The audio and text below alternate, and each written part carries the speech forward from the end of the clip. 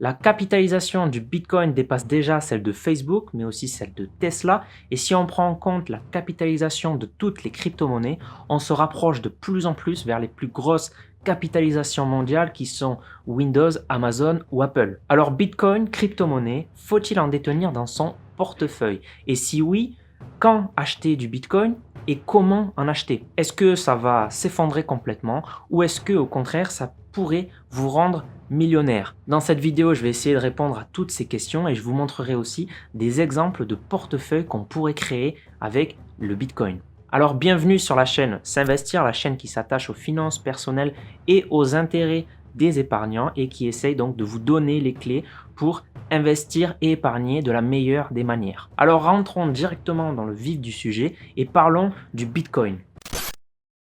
Alors oui, le Bitcoin peut être critiqué. Certains vous diront que ça permet de financer le black market, le dark web, d'acheter de la drogue et des armes en toute impunité. Certains vous rétorqueront aussi que c'est bien en dollars américains que s'achète le plus d'armes et le plus de drogue. Certains vous diront encore que c'est un actif purement spéculatif, fondé sur aucun fondement et qu'on n'achètera jamais sa baguette de pain avec du Bitcoin.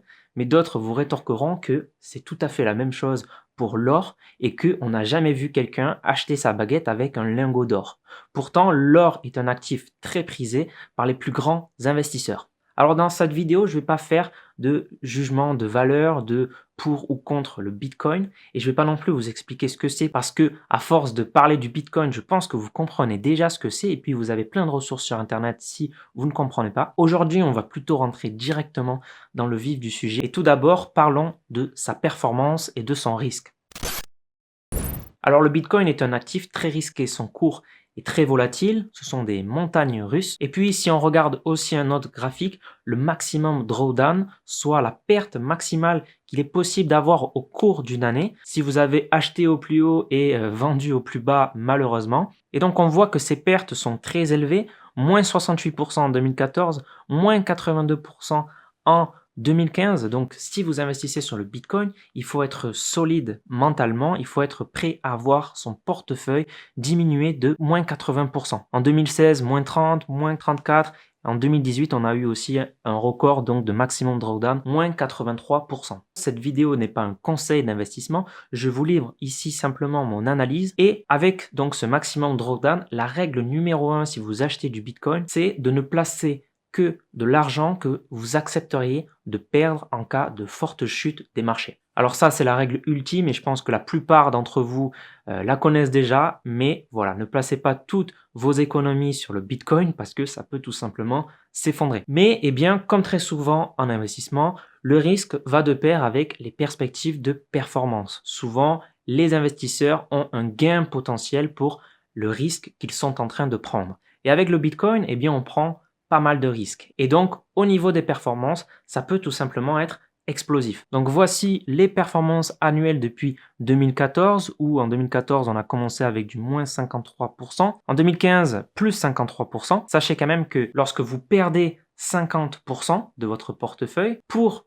revenir à sa valeur, eh bien, il faut faire plus 100%. Donc sachez qu'un pourcentage de baisse est beaucoup plus impactant que ce même pourcentage en hausse. Donc ici, en 2014, puis en 2015, on voit qu'on a fait moins 53, puis plus 53. On n'est pas revenu au point de départ. En 2017, on a eu une performance exceptionnelle, mais vous voyez ensuite qu'en 2018, on perd 72%. Et donc, depuis 2014, la performance annualisée a été de plus 69%. Le Bitcoin a d'ailleurs atteint des records. À l'heure où je tourne la vidéo, on est autour des 50 000 $ et le 20 février 2021, il a atteint son record actuel de 56 000 $. Ces records sont notamment dus au bull market, c'est-à-dire vraiment au marché euphorique qu'on connaît actuellement, à ce marché haussier du Bitcoin, qui est certainement dû à plusieurs annonces, notamment Tesla qui a annoncé investir 1,5 milliard de dollars dans le Bitcoin, PayPal qui va rendre accessible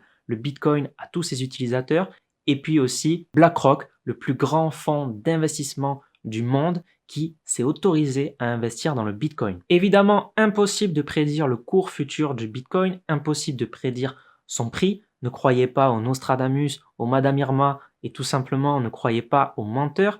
Pourquoi? Parce que tout simplement, on ne peut pas anticiper les prochaines annonces. On ne peut pas prédire un cours de toute façon d'une action ou d'un actif comme la crypto-monnaie, le Bitcoin, etc. Et on ne peut pas prédire aussi les tweets d'Elon Musk, comme je vous disais dans ma précédente vidéo. Donc aujourd'hui, je vais plutôt vous proposer une approche rationnelle, une approche qu'on utilise déjà sur le marché des actions et qui a fait ses preuves. Et je vous montrerai comment acheter tout en se protégeant de la volatilité court terme du Bitcoin. En tout cas, pour l'instant, le Bitcoin bénéficie quand même de cet effet momentum, c'est-à-dire que de plus en plus de gens investissent dans le Bitcoin et comme de plus en plus de gens investissent, eh bien ça attire encore plus de curieux qui veulent investir dans le Bitcoin. Donc c'est cet effet mouton, c'est l'effet suiveur un peu, l'effet que eh bien la foule attire la foule, comme lorsque dans un restaurant on voit beaucoup de monde, on se dit que c'est un bon restaurant. Et donc, de plus en plus d'investisseurs particuliers s'y mettent, de plus en plus d'investisseurs institutionnels s'y mettent. On voit donc des entreprises, les trésoreries d'entreprises qui commencent à vouloir investir de plus en plus dans le Bitcoin. Et puis, on a aussi les fonds d'investissement, donc comme BlackRock, qui vont commencer à investir dans le Bitcoin. Et eh bien, monsieur et madame tout le monde qui ne possèdent pas pour l'instant de Bitcoin, par exemple ma maman n'a pas de Bitcoin, eh bien peut-être que dans un futur proche, monsieur et madame tout le monde possédera du Bitcoin, peut-être pas directement, mais sûrement indirectement à travers les fonds de pension, les fonds de retraite comme BlackRock qui investiront dans le Bitcoin pour eux. Donc les crypto-monnaies et surtout donc le Bitcoin qui est vraiment le métronome des crypto-monnaies pourrait vraiment devenir un actif de plus en plus prisé et pourrait même devenir un nouvel or numérique. Si on reparle un petit peu de l'or, eh bien des grands portefeuilles très connus et des grands investisseurs possèdent déjà de l'or.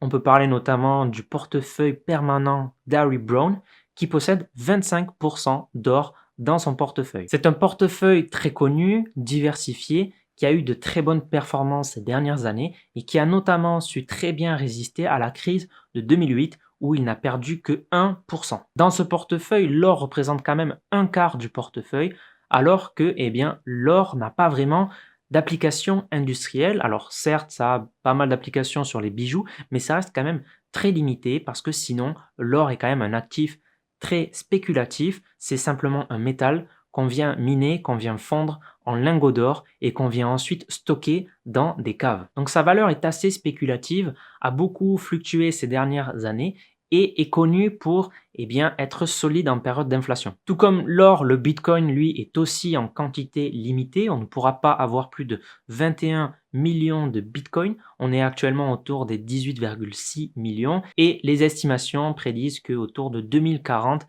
les mineurs auront terminé donc de miner le dernier Bitcoin. Alors je ne pense pas que le Bitcoin prendra la place de l'or, mais eh bien l'or étant déjà un actif très prisé et qui historiquement n'a pas été la meilleure couverture contre l'inflation, eh bien pourquoi pas utiliser aussi le Bitcoin. On voit déjà que en termes de capitalisation, sa place est quand même sur le top 10. Si on regarde les capitalisations de tous les actifs confondus, eh bien l'or est en première position et le Bitcoin est déjà 8e. Donc pourquoi ne pas posséder aussi du Bitcoin qui est un actif quand même intéressant, un actif qui est aussi peu corrélé avec les marchés des actions, il a vraiment son marché à lui et ça peut être donc un actif intéressant en cas de crise mais aussi tout simplement pour diversifier son portefeuille. Donc pourquoi pas avoir quelques pourcentages de Bitcoin dans un bon portefeuille déjà bien équilibré, déjà bien diversifié. Et donc j'ai fait des simulations, j'ai fait quelques calculs et donc j'ai pris un portefeuille 100% en actions en fait qui investit uniquement dans un ETF MSCI World. Donc ça permet d'être bien exposé aux actions des pays développés. Ensuite un portefeuille 100% en Bitcoin, pour moi ça c'est pas viable, c'est trop risqué, on a que très peu de recul sur le Bitcoin. Finalement il a été créé qu'en 2009, donc ça reste très récent. Et ensuite, j'ai mélangé donc ces deux classes d'actifs, donc les actions et le Bitcoin, et on voit par exemple que le portefeuille 99% actions, 1% Bitcoin reste très solide. Sa pire année en 2018 a fait moins 4,86%. Donc ça reste sur des données assez récentes, hein. Il n'y a pas eu de crise ici majeure. Mais on a quand même bien augmenté notre performance annuelle. 100% actions, on était à 10,98% hein, depuis 2014, entre 2014 et 2020. Avec 1% de Bitcoin en plus, eh bien on passe à 13,1%. Donc J'ai aussi fait les calculs pour du 2%, du 5%. Je vous laisse mettre pause si ça vous intéresse de voir les données. Donc pour moi, ce n'est pas idiot de détenir un peu du Bitcoin, de diversifier et d'avoir un actif qui est peu corrélé donc avec le marché des actions. Et puis ici, je parle uniquement du Bitcoin, mais une bonne pratique serait aussi de diversifier sur d'autres crypto-monnaies et de ne pas détenir uniquement du Bitcoin. Alors comment et quand acheter des crypto-monnaies? Alors comment acheter et quand acheter du Bitcoin? On va revenir donc sur 4 règles fondamentales ici dans cette vidéo. Donc la première, on l'a déjà vu, c'est de ne placer que de l'argent que vous êtes capable, prêt à perdre. La deuxième règle, c'est bien tout simplement qu'on ne peut pas prédire le cours futur. Donc on ne va pas chercher à acheter au plus haut, à acheter au plus bas. Ça ne sert à rien, vous allez être perdant sur le long terme. La troisième règle, donc, comme on ne peut pas prédire le marché, on ne va pas non plus faire de crypto trading, hein. Donc acheter, vendre dans la même journée, utiliser des effets de levier, etc. Ça, c'est très, très, très risqué. Et la quatrième règle, pour se protéger de la volatilité très importante du Bitcoin à court terme, donc toujours dans cette approche rationnelle, on va utiliser la méthode DCA, donc Dollar Cost Average. Donc tout simplement, ça va nous permettre de se protéger de cette volatilité en achetant en fait la même somme de Bitcoin tous les mois. Donc le dollar cost average, on va par exemple se dire qu'on va acheter 50 € tous les mois sans regarder les cours, sans regarder l'actualité. On va faire ça de manière rationnelle, sans émotion. On imagine le premier mois qu'on investit 50 € dans du Bitcoin qui est à 50 000 $. Le deuxième mois, 50 € dans du Bitcoin qui est à 40 000. Le troisième mois, 50 € dans du Bitcoin qui est à 25 000 $. Donc on voit déjà là cette volatilité, on est passé de 50 000 à 25 000. Donc on a divisé par deux le cours du Bitcoin. Et puis le quatrième mois, on imagine qu'on revient à 50 000 $.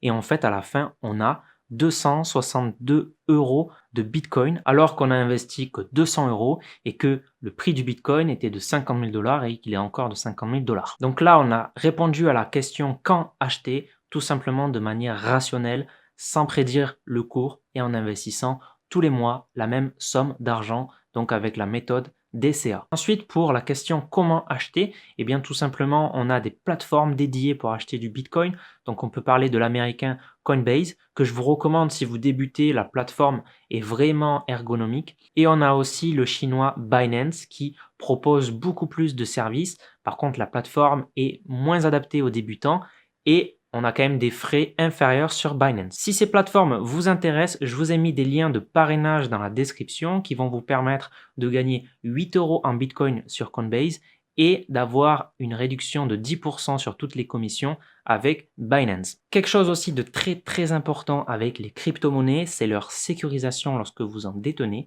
Donc veillez à au moins mettre un double facteur, une authentification à double facteur sur vos comptes.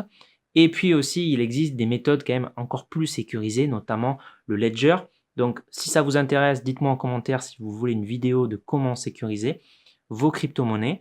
Et puis aussi, je pourrais vous faire une vidéo sur mon portefeuille de crypto-monnaies.